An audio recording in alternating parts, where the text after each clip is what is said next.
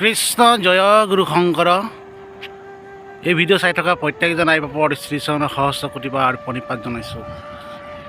কৃষ্ণ। এতিয়া 12:15 বাজিছে।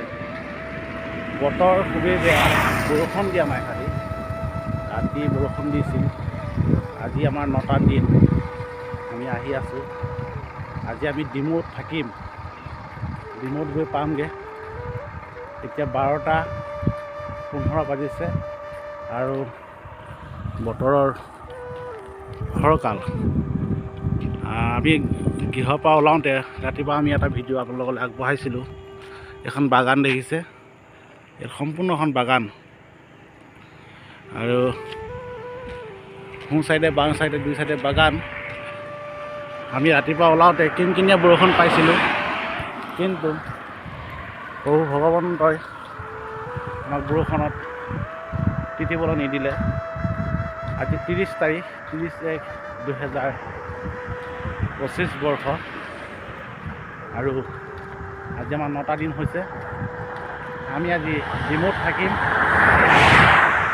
এই বতৰ ফৰকাল যদিও মই গোটেই কাপোৰ খুলি ইয়াত জেগাত ভৰাই ল'লোঁ। এইটো খোজকাঢ়িলে যাব লাগে। আমি আজি 9টা দিন অতিক্ৰম কৰিছোঁ। খুব ভাল লাগিছে, আহি আছোঁ আৰু যিমানে কাষ চাপি আহিছোঁ সিমানে মনলৈ আনন্দ আহি আছে। এইখিনিতে এটা কথা ক'বলৈ মন গ'ল, মোৰ মনৰ কথা। শ্ৰীমন্ত শংকৰদেৱ সংঘৰ সেৱা বাহিনী নামেৰে এটা অনুষ্ঠান আছে। সেৱা বাহিনী আমাৰ শ্ৰীমন্ত শংকৰদেৱ সংঘ 94 সংখ্যক বাৰ্ষিক অধিৱেশনত এই সেৱা বাহিনীয়ে সেৱা ধৰিছে। প্ৰায় 10-12 হাজাৰ অধিক সেৱা বাহিনীয়ে সেৱা ধৰিছে। এই সেৱা বাহিনীয়ে সেৱা ধৰিলে কি হয়, কিয় সেৱা কৰিব লাগে, এই বিষয়ে মোৰ মনৰ ভিতৰত থকা কথা দুটা মই আপোনাক ক'ব বিচাৰিছোঁ। কথা হ'ল, শ্ৰীমন্ত শংকৰদেৱ সংঘ 6 বছৰ বয়সতেই আপোনাৰ গুৰু পৰিচয় দিয়া এক নীতি আছে আৰু 12 বছৰ বয়সতে শৰণ ভজন দিয়া এক নীতি আছে আৰু শৰণ ভাগ লোৱাৰ পিছতেই সেৱা বাহিনীৰ সেৱা প্ৰদান কৰিবলৈ কাৰণে এক নীতি আছে। এই সেৱা বাহিনীৰ যুৱক যুৱতীসকলে সেৱা বাহিনীত সেৱা আগবঢ়ালে কি লাভ হয়? লাভ ভকত চিনি পায়, লাভ প্ৰভু ভগৱন্তক চিনি পায়, লাভ পিতৃ মাতৃক চিনি পায়, লাভ সেৱা কি বস্তু এই চিনি পায়। যিসকলে শ্ৰীমন্ত শংকৰদেৱ সংঘৰ এই সেৱা বাহিনীত সেৱা ধৰি আহিছে, তেওঁলোকে মোৰ মনৰ হয় আজি পৰ্যন্তলৈকে হয়তো কোনোদিন বেয়া কামলৈ আগবঢ়া নাই। আপোনালোকে চাব পাৰে, ক'ৰবাত 2-এজন হ'ব পাৰে, 1 কেজি চাউলত 2-3টা ধান থাকেই। সেইবুলি গোটেই সেৱা বাহিনী তেনেকুৱা নহয়। এই সেৱা বাহিনীত সেৱা আগবঢ়ালে তেওঁলোকে পিতৃ মাতৃক চিনি পাব, ঈশ্বৰক চিনি পাব, ভগৱন্তক চিনি পাব, ভগৱন্তে কৃপা কৰিব। এই যে ড্ৰাগছ, মদ, ভাং এইবিলাক খাই যে বহুত ল'ৰা ছোৱালী বেয়া হৈ গৈছে, ইয়াৰ মূল কাৰণটো হৈছে আমি গুৰু পৰিচয় দিব পৰা নাই, আমি শৰণ ভাগ দিব পৰা নাই, আমি সেৱা ভাগ দিব পৰা নাই, মা দেউতাক চিনি পাবলৈ কাৰণে আমি ব্যৱস্থা কৰি দিব পৰা নাই।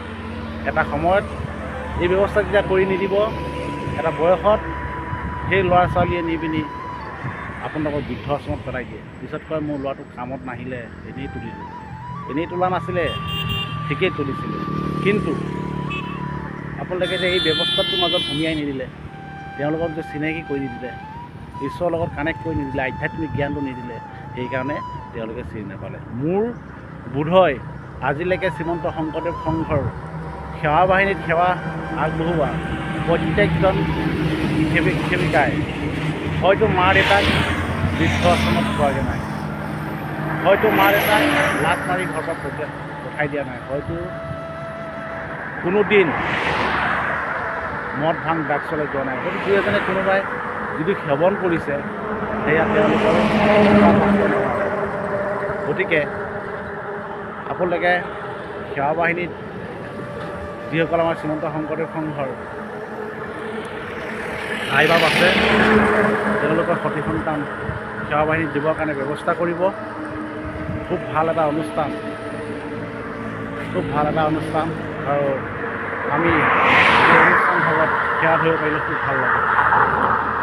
আৰু এই সেৱা বাহিনীসকলৰ যি এটা সাহস এখন অধিৱেশন পাতিবৰ কাৰণে অতিকৈ প্ৰয়োজন এই সেৱা বাহিনী। গতিকে শ্ৰীমন্ত শংকৰদেৱ সংঘৰ ৯৪ সংখ্যক বাৰ্ষিক অধিৱেশন মই ভাবোঁ এইবাৰ যোৰহাটত আমাৰ সেৱক সেৱিকা কম নহয়, হিচাপতকৈ বেছি আহিব।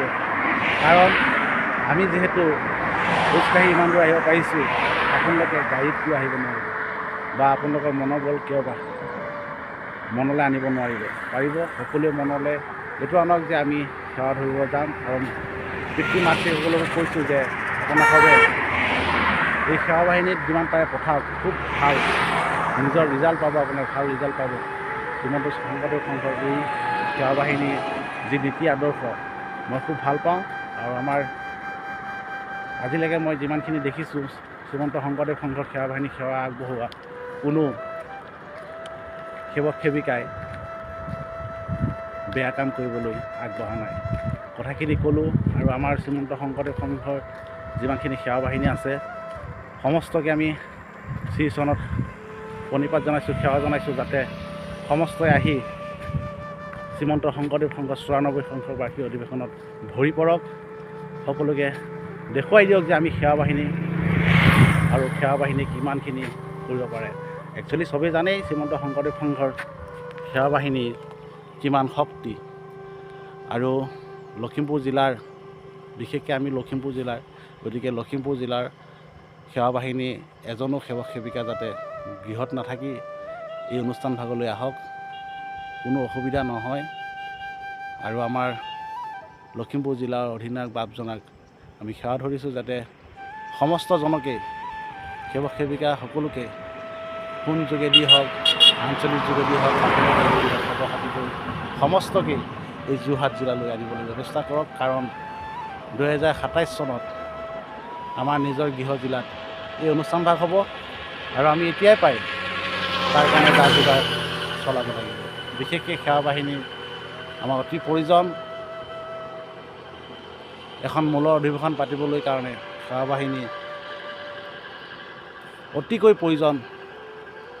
গতিকে সেৱা বাহিনী আমি লখিমপুৰ জিলাৰ যিমানখিনি আছে সমস্তকে ইয়াত আহি সেৱা ধৰিবৰ কাৰণে আমি কৰজোৰে প্ৰাৰ্থনা জনাইছোঁ। আপোনালোকে আহক, আমিও ইয়াতে থাকিমেই, আহি আছোঁ। আজি আমাৰ ৯টা দিন আৰু আমি ৩-৪ দিনৰ ভিতৰত হয়তো আমি অধিৱেশনস্থলী পামগৈ।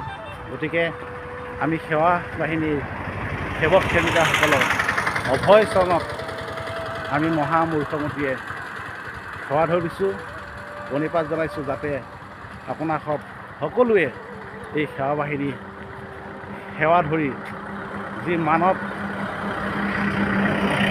এজন মানুহ হ'ব পৰা, এজন ভাল মানুহ হ'ব পৰা, এজন ভাল গুণী মানুহ হ'ব পৰা, এজন ভাল পুত্ৰ হ'ব পৰা, এজন ভাল পিতৃ হ'ব পৰা, এজন ভাল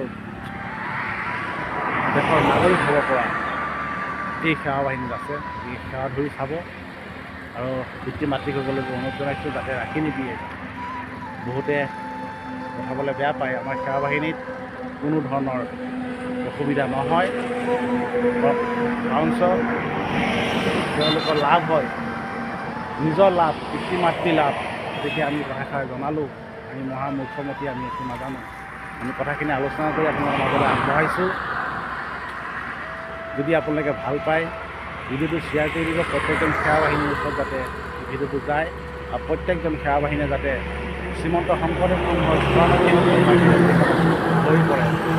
আমি যোৱা বছৰ ৰঙিয়ালৈ যাওঁতে আমাৰ সেৱা বাহিনীয়ে গেটৰ সন্মুখৰ পৰা আদৰি নিছিল, খুব ভাল লাগিছিল। আৰু ভেৰগাঁও জিলাৰ সেৱা বাহিনীসকলে প্ৰথম স্থান পাইছিল। তেখেতলোকে সুন্দৰকৈ সেৱা ধৰিছিল। ভেৰগাঁও জিলাই আমাক খুব সুন্দৰকৈ আপ্যায়ন কৰিছিল। আৰু এই ভিডিঅ'ৰ যোগেদি আমি আৰু এটা কথা জনাব বিচাৰিছোঁ যে আমালৈ বহুতে ফোন কৰি আছে, বহুতে খবৰ লৈ আছে, আই বাপসকলক ফোন কৰি আছে। বিশেষকৈ ওদালগুৰিৰ পৰা বিমল ডেকা বাপ ৰৌতাৰ পৰা ফোন কৰি আছে, পানেৰীৰ পৰা ফোন কৰি আছে, আমাৰ লাওপাৰাৰ পৰা ফোন কৰি আছে, ৰৌতাৰ পৰা ফোন কৰি আছে, লখিমপুৰ ধেমাজি বৰদলনিৰ পৰা ফোন কৰি আছে। সমস্তজনে আমাক ফোন কৰি কিন্তু আমি ৰিটাৰ্ণ ফোন কৰিব পৰা নাই, কাৰণ আমি দিনটো খোজকাঢ়ি ভাগৰি পৰোঁ আৰু দিনত যথেষ্ট লোকে আমাৰ লগত ফোনত কথা পাতে, যোগাযোগ কৰে, খবৰ লৈ থাকে। আমি ৰিটাৰ্ণ কৰিব পৰা নাই, সেইকাৰণে আমি দুখিত। যাতে কোনো ভাবিব নালাগে যে বাপজনক আমি ফোন কৰি থাকোঁ, আমালৈ ফোন নকৰে। গতিকে আমি সেৱা ধৰিছোঁ, আপোনালোকে যাতে সেই মনোভাৱটো নানে। আমি অধিৱেশনৰ পিছত আমি সমস্তজনৰ লগত কথা পাতিম আৰু বহুতৰ লগত কথা পাতিবলগীয়া আছে। বিশেষকৈ আমাৰ মোৰ লগৰ বন্ধু নীলিম কোঁৱৰ, তেখেতে আমাক সদায় ফোন কৰি থাকে, সদায় খবৰ লৈ থাকে। বিনন্দ আমাৰ লগৰ, তেখেতলোকে আমাক ফোন কৰি থাকে, খবৰ লৈ থাকে। আছে বহুতৰ নাম, এতিয়া আমি নামখিনি আপোনালোকক উল্লেখ কৰিব নোৱাৰিম। গতিকে সময়টো আগৰ ভিডিঅ'টো আমি ইমানতে শেষ কৰিম। সকলোকে ভক্তি ভৰা সেৱা নিবেদন কৰিছোঁ। আশা কৰিছোঁ অসমৰ চুকে কোণে থকা সেৱা বাহিনী এজনো যাতে বৃহৎ নাথাকি শ্ৰীমন্ত শংকৰদেৱ সংঘৰ ৯৪ বাৰ্ষিক অধিৱেশন লৈ সেৱা ধৰিবৰ কাৰণে আগবাঢ়ি আহিব। কৃষ্ণ জয় গুৰু শংকৰ, কৃষ্ণ নমো নাৰায়ণ।